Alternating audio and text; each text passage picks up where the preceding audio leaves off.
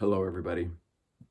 It's been a while since I've done a video, but I felt the need to do it because we are entering into an exciting and excruciating phase of human evolutionary development. And I keep hearing the same thing over and over again, which is, why do so many people in this world seem like they are in the midst of mass hypnosis? Like nothing there. You look at them, you talk to them, all there is just talk, talk, talk, talk, talk, talk. They're literally about the narratives, whatever side of the narrative, like they're just fixated on a story of what they think is happening based upon their own conditioning growing up and influenced by whatever, the people, the media, the this, that, the other. And why and how has it created what looks to be a mass hypnosis? And this isn't accidental. So let's take all the new age fluff out of this. Let's look at this from a really objective perspective, because it doesn't matter what you think, it doesn't matter what you believe. None of that has any relevance compared to what you can observe. And everything that I'm going to share with you in this, you can go out into the world and observe for yourself. Okay? So first, let's start with this. Me, you, we as a species, and all other species are bioelectromagnetic beings. That means that there's some pulse causing my heart to beat, some force of energy, electricity causing my heart to beat. It also means that when I think a thought to raise my hand, a proliferation of an incalculable amount of neurons just fire and go off in my brain, in my arm, in my whole body, and cause me to lift my arm and hand up. So we are bioelectric beings. We are subatomic, like to a degree that we are incapable of recognizing at our current personal and collective state of evolutionary development. And we're not capable of recognizing it because we have not developed the ability to up the amplitude of frequency or energy potential within our body, because nobody ever taught us the importance of doing that. And as a result of nobody ever having taught us the importance of doing that, we by default have focused on the world around us instead of the world inside of us. Now, the world around us is a big place, right? Like you could talk about it in two different ways, really. There's the world around us, like in my backyard, you can see it just snowed last night. There's the beautiful world, the natural universe. So when you're not in a city and you're out in the woods, you have a living celestial being right under you, right? We all do. It's right there. It's alive. Every ecosystem on it is connected to it and a part of it. And this is consistent across the entire celestial terrestrial landscape. Inner and outer, it's all interconnected. And this is the physical aspect of it. There's a non-physical component that interacts with all of the other celestial bodies in the universe through, like my friend Martha says, fine gossamer-like threads. And the more you up the amplitude of your body to become conscious of the nature of your consciousness, the more you activate these dormant perceptual centers that allow you to be able to perceive these fine gossamer-like web of life geometries that connect every living thing. Point being, whether it's physical or non-physical, everything is interconnected. And the more we evolve, especially willingly evolve as a species, the more we activate the dormant aspects of our perceptual abilities to the degree that this web of interconnectivity starts to become reality. It's not a figment of imagination. It's not, oh my God, I think it's happening. It's real.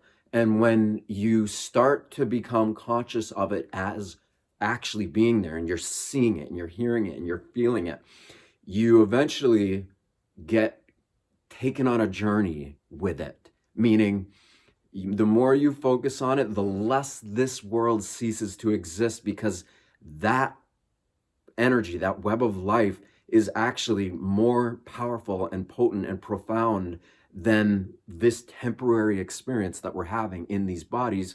Yet everything is inverse, and so it seems like that doesn't matter.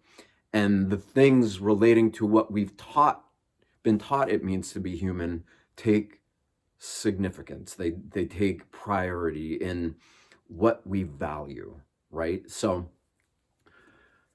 okay, so one, we are bioelectric beings. You can realize that by what else is doing it. It's obvious. Like when I'm moving my hand and doing this, what is causing it? A cascade, a plethora of bioelectric activity. So one, and find out what's beating the heart. Look into it. You think it's nothing? There is something causing the heart to beat, and it is bioelectric in nature. Study any of the doctors. Look into what the great doctors of the past. Every organ in our body is a bioelectric organ. Okay, so that's one. Two, we are composed of water and minerals in these bodies. Okay, and we are predominantly water. I mean, we are water, like there is so much water. Water is that anomalous, strange, beautiful, magnificent element that requires the utmost respect as far as the reverence, as far as having reverence for its sanctity and how sacred it actually is, because it is not only what allows new life to come into the world, it is the antenna, the interface for which consciousness is allowed to animate form. And this is not just something, oh yeah, whatever, pass it off. This is a big deal. Maybe the biggest deal ever. But people would rather watch Netflix or this or that. Really? I would much rather watch the bioelectricity happening in and around this entire experience, because to me, that's way more fascinating, and way more in alignment with what is to be. Meaning that when and if this body ceases to end, that which we are in ignorance of will come to the front and center of our awareness. And at that point, it's kind of too late. We're already in it. We left the body. We can come to terms with this while we're in here, in this body, and that is a miracle. So, but I'm digressing. Point two, we are water and minerals. And the minerals that we are, okay, the water acts like an antenna, and the minerals also act like an antenna in that it's a whole bunch of different minerals. I mean, tons of minerals, tons of metals.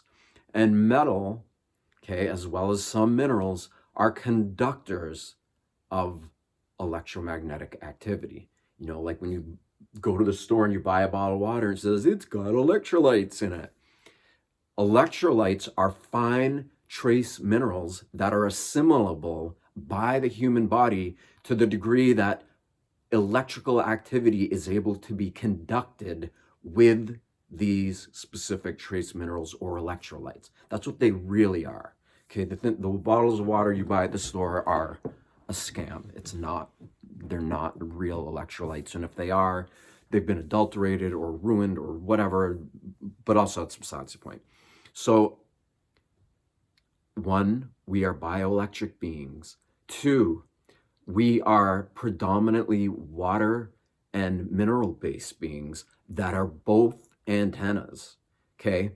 So if we are spending our time becoming conscious of the nature of consciousness itself and prioritizing it, then we are taking the antenna-like bioreceptivity of our organic being and the act of giving it attention allows that attention or that awareness to expand, to grow, to become stronger. It ups the amplitude of the frequency potential in and around our entire being. And when you start doing that, amazing things happen. Things that we don't have words for begin to happen. Now, that's also besides the point. Let's get back on point here. I said that for a reason, but it's not the point that I'm getting to. So 3, if we are not focused on this organic bioelectric antenna that is our consciousness, that is the water and minerals in our body, then by default we are not, and we're also not focused on the physical or non-physical universe around us, under us, above us, then we're probably focused on a very narrow bandwidth of energetic activity taking place on this planet right now, okay, and this is where it's going to get more real, called human perception. Okay, let's call it that for the sake of this talk. What is human perception? Or what has it become at this point?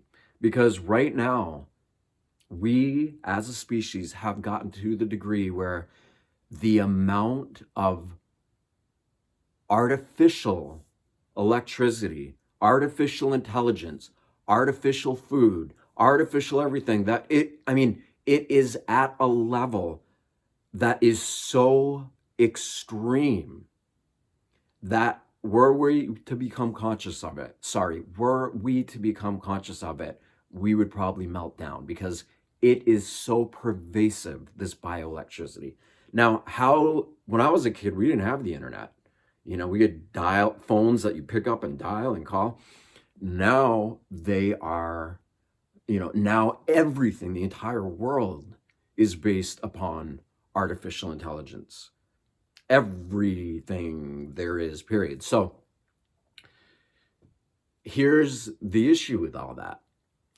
And we've gotten to this point of a narrow bandwidth of human perception because ever since we were born and raised, no matter what generation we are in, we have been socially conditioned or socially engineered to accept quote unquote artificial things as normal. They're just part of our world, like you go to the store, you buy a box of cereal that is artificial colors or flavors, or you buy almost any processed food that says artificial on it.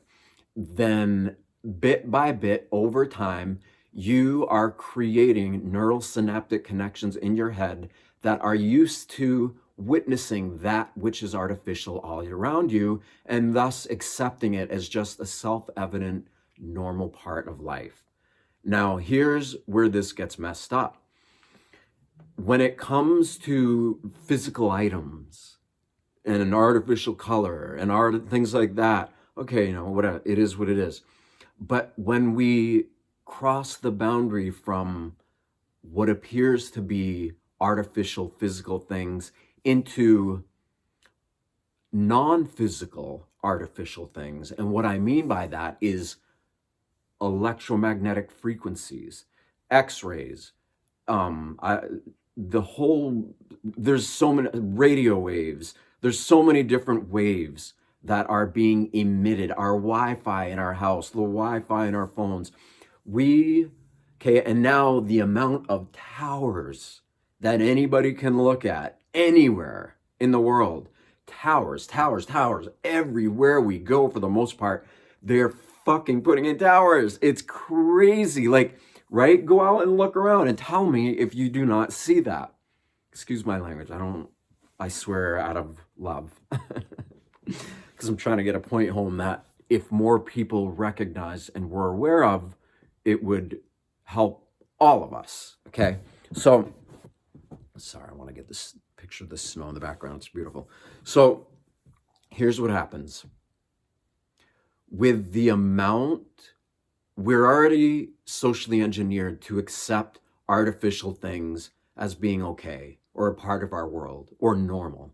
Now, this has all been primer, getting us prepared to accept the quintessence of what is artificial, and that is artificial intelligence. That is the simulation of what appears to be real, but isn't from an organic bioelectric place, and it is from a fabricated, synthetic, artificially intelligent place. Okay? And I know that sounded kind of weird and maybe hard to follow, but here's the takeaway in this. We, again, back to this, we are made of water and minerals. We are bioelectric antennas. That's what the human body is. And when we are subject, and whether or not somebody believes in chemtrails or whatever, it's not too hard to figure out that anything, even a car, is going to create, from the combustion in the engine, is going to create heavy metals and chemicals and things that go in the air. So our air, our food, our water, our everything is being filled with all kinds of chemicals. No, sorry, not just chemicals, minerals. It's being put into the everything. And then we take that, we put it in us. We know that. You look into the sea, a whale or a dolphin or a tuna has so much mercury and heavy metals in it that they say not to touch them or eat them. Poor things, you know? So do we. We have the same thing. There are so much heavy metals and minerals and toxins in our body that we shouldn't be eating either. I'm not a big fan of eating humans, but you might not be either. But if you are, I'll do my best not to try to judge that. Sorry, just being funny. Here's the point. This is the takeaway. With the amount of metals and chemicals and bio and stuff that is being put into the atmosphere that is then incorporated into our body through food and water and all that, then with the amount of radio waves, x-rays, frequencies from satellite waves, whatever, I don't know what they are and I don't care what they're called, but you know what I'm talking about. With the amount of all of that, we are taking the organic bioelectric, we're taking the organic force that is in us, that is being held together by the water and the minerals of our body, which are receptors. Okay, they're antenna of our consciousness. And we are bombarding it with artificial consciousness, you could say, artificial intelligence, to the degree where it's become so normalized that nobody even questions it. And do we know the extent of what is capable of this? No, but I can assure you the possibility and extent of it is damn near infinite compared to what we are conscious of. Now, organic intelligence, you could say, whether you believe in God or whether you are aware enough to recognize that the natural living world is connected by some kind of intelligent force that allows it to all exist. And same thing, if we get a cut, how our body knows how to heal on its own, obviously there's some greater invisible form of intelligence that's allowing all of that to happen. But we don't really acknowledge it, you know? And so because we're not acknowledging it, we are by default allowing the organic bioelectric aspect of our beautiful human consciousness to become bombarded and subjected to the artificial, invisible energy that is being created by all of these human or whatever they are made devices that are everywhere that everybody's normalizing. Okay, so does that create some kind of mass hypnosis? Let's see. You have a choice. You could be influenced by the organic bioelectric energies of this gossamer-like web of interconnectivity that is the entire universe. Or you can just totally ignore all of that and focus on the metaverse and all the things that come with it, all our creature comforts that we're all so into. And most people don't even recognize that that's a choice.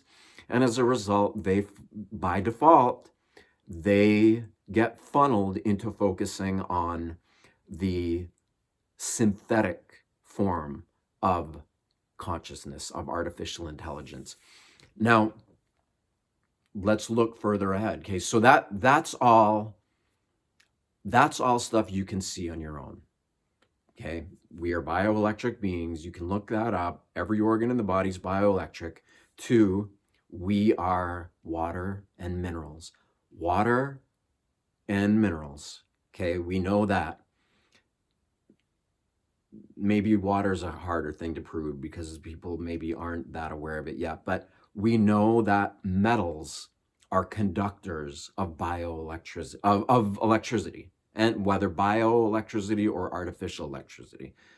And we have plenty of metals inside of us.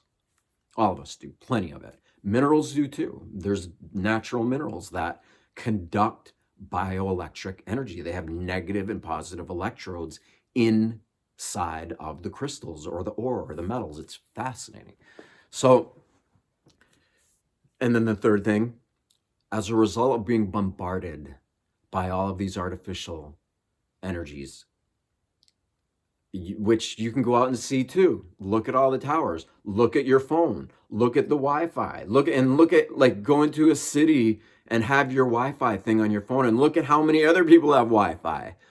Oh my God, we're being bombarded by invisible, non-physical. I don't even want to, they're not non-physical. They actually are physical because they are affecting physical matter. So they're just invisible. So we're being bombarded by invisible, artificial frequencies, energies that are preventing us from becoming conscious of the power of our own organic intelligence, organic innate intelligence that we know it's there, right? It causes the body to heal. You get cut and the body knows how to heal. So obviously there's an intelligence there, but we, for the most part, are not giving priority to it. And as a result, all this artificial stuff keeps popping up everywhere. So, okay, all that you can go out and see for yourself. Now let's go a little bit deeper and I'll conclude this talk soon. Let's go a little bit deeper into what this could lead us into and to what we can do about it. Okay, so what it could lead us into is by default, because no one ever taught us how powerful the organic power inside of us actually is, by default, we are focused on the inorganic, artificial intelligence that emerges through human consciousness and their acceptance of it. Okay, do you get that? Another way of saying it is people believe everything they hear and see, or whether they don't, they believe it to a degree.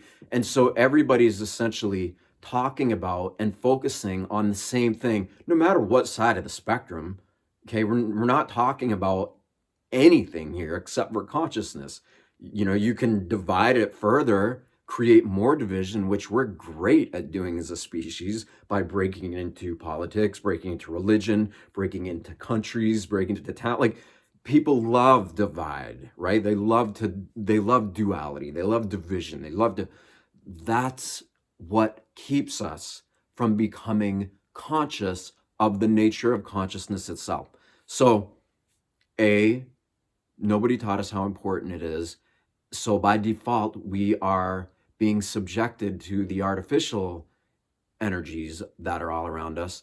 And B, as a result of being unconsciously, for the most part, being so heavily influenced by the artificial energy that is being bombarded at us like never before through radio towers, through satellites, through everything, right in our own homes, right on our own phones, right? Like, the human body itself is becoming a vehicle for artificial intelligence to be able to do its job, which is to cut us off from the remembrance of how powerful our organic intelligence is and get us to do the work for it. And what's it trying to do? It is essentially trying to create a system where it's trying to procreate, just like organic life procreates. It wants to create more of itself. So that means more computers, more robots, more crazy frequencies to be able to activate and work all this stuff. So anyway, it could go deeper and deeper and deeper, and people want to talk about aliens. My God, is there a more alien element than artificial intelligence? I mean, really, think about it. Think about how fast it came out of nowhere and how much it's affecting us. And still, people, no, it's so great, my technology. You know.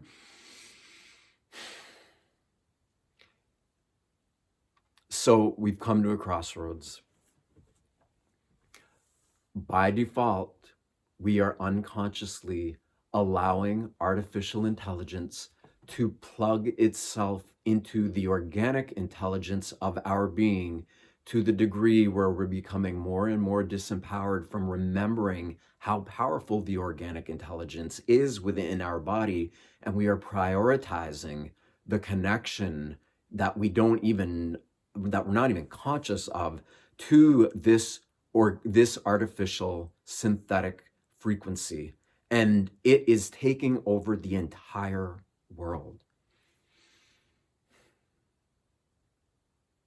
You think it loves us? You think it cares about us? I don't feel that from it. I know I love, I know I care. I also know that were I to love greater than the fear of what all this stuff can mean, could I potentially create a healthy relationship with all that? Of course, let's be optimistic. But on the other side, let's also look at, as I conclude this, what can we do